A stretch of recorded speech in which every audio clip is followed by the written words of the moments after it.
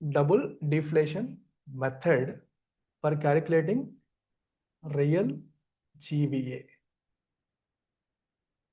జాగ్రత్తగా వినాలి, చాలా మంది కన్ఫ్యూజ్ అవుతున్నారు. ఇది కన్ఫ్యూజ్ అయ్యేంత కష్టమైనది అయితే కాదు. First I want you to understand this word called GVA. What is GVA? Gross value added. Value added అనే పదాన్ని ఎందుకు వాడుతున్నారో తెలుసా మీకు? గ్రాస్ వాల్యూ యాడెడ్ ఎలా క్యాలిక్యులేట్ చేస్తారో తెలుసా? గ్రాస్ వాల్యూ యాడెడ్ ఎలా క్యాలిక్యులేట్ చేస్తారు అంటే, మీకు జీడిపి నేషనల్ ఇన్కమ్ అకౌంటింగ్ చెప్పినప్పుడు జీడిపికి జీవీఏకు డిఫరెన్స్ చెప్పాను. డిఫరెన్స్ గుర్తుంది ఎవరికైనా సరే? జీడిపిని ఎలా ఇంటర్ప్రిట్ చేయాలి, జీవీని ఎలా ఇంటర్ప్రిట్ చేయాలి? కన్జంప్షన్ సైడ్ ఎవరెవరు ఎంతెంత ఖర్చు పెడుతున్నారు అనేది మనం కౌంట్ చేసి క్యాలిక్యులేట్ చేసేదాన్ని జీడిపి అంటున్నాం. అందుకే జీడిపిలో C+I+G+X అని రాస్తాం. ఓకే, అదే సెక్టర్ వైజ్ ఒక్కొక్క సెక్టార్లో ఎంతెంత ప్రొడ్యూస్ అవుతోంది production side instead of consumption side, production side మనం క్యాలిక్యులేట్ చేసేదాన్ని జీవీఏ అంటాం. మీకు యాక్చువల్ గవర్నమెంట్ డాక్యుమెంట్ కూడా ఓపెన్ చేసి చూపించాను, జీడిపిలు జీవీఏలు అన్నీ కూడా. సో ఏ సెక్టార్ ఎంతెంత ప్రొడ్యూస్ చేస్తోంది అని ఈచ్ సెక్టర్ వైజ్ క్యాల్కులేట్ చేసుకుంటూ వస్తే అది జీవీఏ. అయితే ఇక్కడ గమనించాల్సిన ఒక ఆస్పెక్ట్ ఉంది. జీవీఏ ఎలా క్యాల్కులేట్ చేస్తాము? ఇప్పుడు ఫర్ ఎగ్జాంపుల్ ఆటోమొబైల్ సెక్టర్ ఉంది. మారుతి సుజుకి అనే కంపెనీ తీసుకుందాం. మారుతి సుజుకి అనే కంపెనీ ఈ సంవత్సరం ఎన్ని కార్లు ప్రొడ్యూస్ చేసిందని లెక్కేస్తే 1000 కార్లు ప్రొడ్యూస్ అయిందని తెలిసింది. యావరేజ్గా ఈచ్ కార్ వాల్యూ 10 లక్షలు ఉంది. సో 1000 కార్లు ఇంటూ 10 లక్షలు వేసేస్తే ఎంత వచ్చింది? 100 కోట్లు వచ్చింది. సో 100 కోట్లు అని రాసే వచ్చే జీవీఏ కింద. థింక్ చేయండి. రాయకూడదు. ఎందుకు రాయకూడదు? ఎందుకు రాయకూడదు అంటే, మారుతి సుజుకి కారు ప్రొడ్యూస్ చేసేటప్పుడు వేరియస్ అదర్ వ్యక్తుల దగ్గర చాలా పార్ట్స్ కొనుక్కుంది. టైర్లు కావచ్చు, అద్దాలు కావచ్చు, ఏసీలు కావచ్చు, కారుకి పెట్టే ఏసీ కావచ్చు, నట్లు బోల్ట్లు కావచ్చు, ఇంజిన్ కావచ్చు, వేరు వేరు వ్యక్తుల దగ్గర కొనుక్కుంది. కలర్ కావచ్చు, పెయింట్ కావచ్చు, ఇవన్నీ కొని కార్ అనే వస్తువుని తయారు చేసి అసెంబుల్ చేసి మార్కెట్ చేసి అమ్మింది. సో 10 లక్షల రూపాయలకి కారు అమ్ముతున్నప్పటికీ కూడా అందులో రఫ్గా 5 లక్షలు 6 లక్షలు ఇన్పుట్ వేరియస్ ఐటమ్స్ మీద అది పెట్టిన ఖర్చు, వాటిని ఏమంటాం మనం? Intermediate goods. What is an intermediate good? ఏ వస్తువు అయితే ఫైనల్ కన్జంప్షన్కి వెళ్ళదో, ఏ వస్తువు అయితే ఫైనల్ కన్జంప్షన్కి వెళ్ళే వస్తువు తయారీలో ఉపయోగపడుతుందో అది ఇంటర్మీడియట్ గుడ్. సో ఇప్పుడు ఎగ్జాంపుల్కి మారుతి సుజుకీకి సియట్ కానీ ఎంఆర్ఎఫ్ కానీ ఏదైనా ఒక టైర్ కంపెనీ టైర్లు అమ్మితే ఆ టైర్ అనేది ఇంటర్మీడియట్ గుడ్ అవుతుందా, ఫైనల్ గుడ్ అవుతుందా? ఇంటర్మీడియట్ గుడ్ అవుతుంది, ఫైనల్ గుడ్ అవ్వదు. ఆ టైర్ మనకమ్మితే ఫైనల్ గుడ్, కానీ టైర్ కార్ కంపెనీకి అమ్మితే ఇంటర్మీడియట్ గుడ్ మాత్రమే అవుతుంది. ఇది మైండ్లో పెట్టుకోండి, చాలా చాలా ఇంపార్టెంట్. అయితే మరి జీవీఏ క్యాలిక్యులేట్ చేసినప్పుడు ఏం చేయాలి? అవుట్పుట్లోంచి I should remove intermediate goods. Intermediate goods కోసం ఎంతైతే ఖర్చు పెడుతున్నామో అది ఏం చేయాలి? అది తీసేయాలి. Yes or no? This is how you calculate GVA. అయితే ఈ జీవీఏ అనేది కరెంట్ ప్రైస్, ప్రస్తుతం ఉన్న ప్రైస్ ప్రకారం చేస్తే దాన్ని ఏమంటాం? we call it nominal GVA. we call it nominal GVA. So దీన్ని నేను బేస్ ప్రైస్ లేదా కాన్స్టెంట్ ప్రైస్, బేస్ ఇయర్లో ఏదైతే ప్రైస్ ఉందో ఆ ప్రైస్ ప్రకారం క్యాలిక్యులేట్ చేస్తే అప్పుడు దాన్ని ఏమంటాం? we call it real GVA. మరి నామినల్ జీవీఏ నుంచి రియల్ జీవీఏ నాకు ఎలా వస్తుంది? నామినల్ జీవీఏ నుంచి రియల్ జీవీఏ నాకు ఎలా వస్తుంది? ఎగ్జాంపుల్ చూడండి.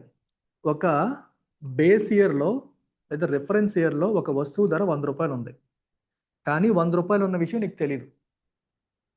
100 రూపాయలు ఉంది కానీ నీకు తెలియదు. ఈ వస్తువు యొక్క ధర 50% పెరిగింది. ఇప్పుడు ఎంత ఉంది? 150 ఉంది. 150 ఉంది కరెంట్ ఇయర్లో. కరెంట్ ఇయర్లో ఎంత ఉంది? 150 ఉంది. సో నీకు ఇప్పుడు ధర 150 అని తెలుసు, 50% పెరిగిందని తెలుసు. నీకేం తెలుసు?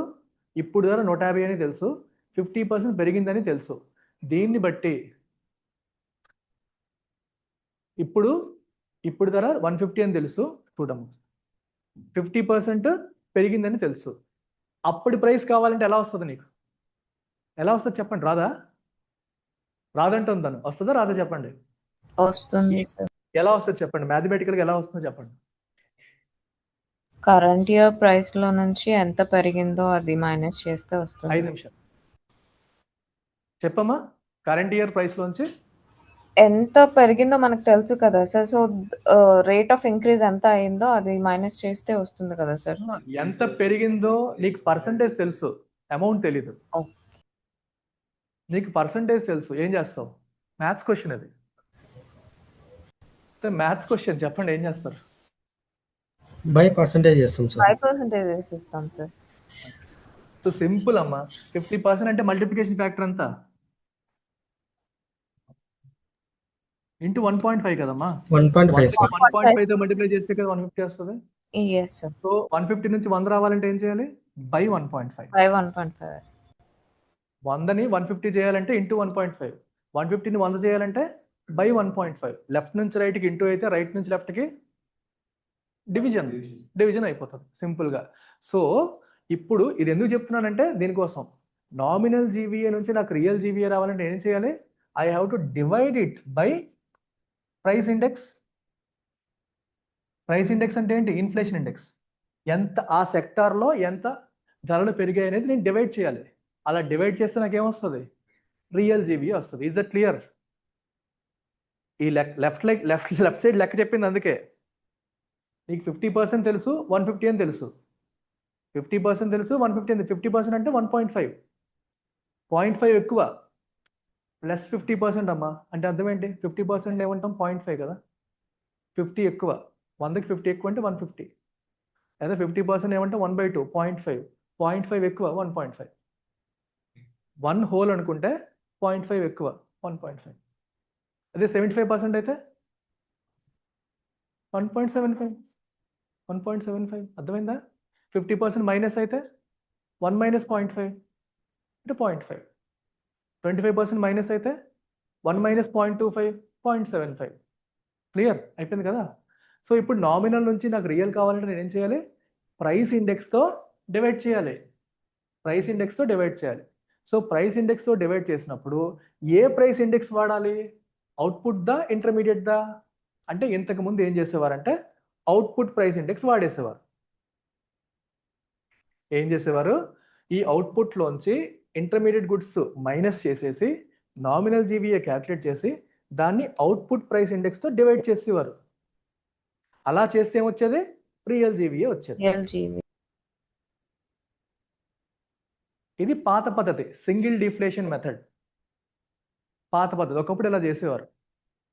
నామినల్ జీవీఏని అవుట్పుట్ ప్రైస్ ఇండెక్స్తో డివైడ్ చేసి రియల్ జీవీఏ క్యాలిక్యులేట్ చేసేవారు. ఆ పర్టికులర్ సెక్టార్ది. ఆ పర్టికులర్ సెక్టార్లో ప్రైస్ ఎంత పెరిగింది అనేది మనకు తెలుసు కాబట్టి చేసేవారు. కానీ దీంట్లో ఒక ఫాల్ట్ ఉంది. ఫాల్ట్ ఏంటంటే ఈ output prices, intermediate good prices ఒకేలాగా పెరిగాయని మీరు ఎలా అజ్యూమ్ చేసుకుంటారు? You can't assume. ఇన్పుట్ 50% పెరిగి ఉండొచ్చు, అవుట్పుట్ 20% పెరిగి ఉండొచ్చు. అప్పుడు నువ్వు ఓవరాల్గా దీని ప్రకారం ఇక్కడ బై 1.2 వేసేస్తానంటే ఎలా అవుతుంది? తప్పు అవుతుందా లేదా? అందుకోసమని ఇప్పుడు ఏం చేశారు? కరెక్షన్ చేశారు. ఇప్పుడు చేస్తున్న మెథడ్ ఏంటంటే ఈ జీవీఏ క్యాల్కులేట్ చేసేటప్పుడు ఇది నామినల్ కదా, ఇదేంటిది? ఇది అవుట్పుట్ మైనస్ ఇంటర్మీడియట్ గుడ్స్. ఇప్పుడు నీకు రియల్ జీవీఏ కావాలంటే కొత్త మెథడాలజీ ప్రకారం ఏం చేస్తారు తెలుసా? Output by output price index minus intermediate goods by వాటి యొక్క ఇన్పుట్ ప్రైస్ ఇండెక్స్. ముందు మైనస్ చేసేసి తర్వాత అవుట్పుట్ ఇండెక్స్తో డివైడ్ చేయడం కాదు, దేనికదే రెస్పెక్టివ్ ప్రైస్ ఇండెక్స్తో డివైడ్ చేసి తర్వాత మైనస్ చేస్తున్నారు. క్లియర్? సో ఇక్కడ ఏం జరిగింది? డీఫ్లేషన్. ఇక్కడ ఏం జరిగింది? డీఫ్లేషన్. సింపుల్గా అసలు డీఫ్లేషన్ అంటే అర్థం ఏంటి ఇంగ్లీష్లో? డీఫ్లేట్. టైర్ డీఫ్లేట్ అయింది అంటారు. టైర్ డీఫ్లేట్ అయిందంటే అర్థం ఏంటి? గాలి తీసేయడం. ఇన్ఫ్లేట్ చేయడం అంటే గాలి పెంచడం. సో డీఫ్లేషన్ చేయడం అంటే అర్థం ఏంటి? కరెంట్ ప్రైసెస్లో ఇన్ఫ్లేషన్ కూడా ఇమిడిపోయింది, ఆ ఇన్ఫ్లేషన్ తీసేయాలి. ఇటు డీఫ్లేట్ ఇట్. ఇంటర్ప్రిటేషన్ అలా చేయాలి. ప్రజెంట్ ఉన్న ప్రైస్లో ఇన్ఫ్లేషన్ కూడా కలిసి ఉంది. అది బలుపు కాదు, వాపు. ఇన్ఫ్లేషన్ కూడా కలిసి ఉంది. ధరలు పెరిగిపోవడం వల్ల అది అలా కనిపిస్తుంది. సో దాన్ని డీఫ్లేట్ చేసేయండి. డీఫ్లేట్ చేయాలంటే ఏం చేయాలి? ప్రైస్ ఇండెక్స్తో డివైడ్ చేయాలి. అందుకే డీఫ్లేటర్ అనే పదాన్ని వాడతాం, డీఫ్లేటర్. సో డీఫ్లేటర్ ఏం చేస్తుంది? ఇన్ఫ్లేషన్ యొక్క ఇంపాక్ట్ తీసేస్తుంది. తీసేయాలంటే రెస్పెక్టివ్ ప్రైస్ ఇండెక్స్తో డివైడ్ చేయాలి.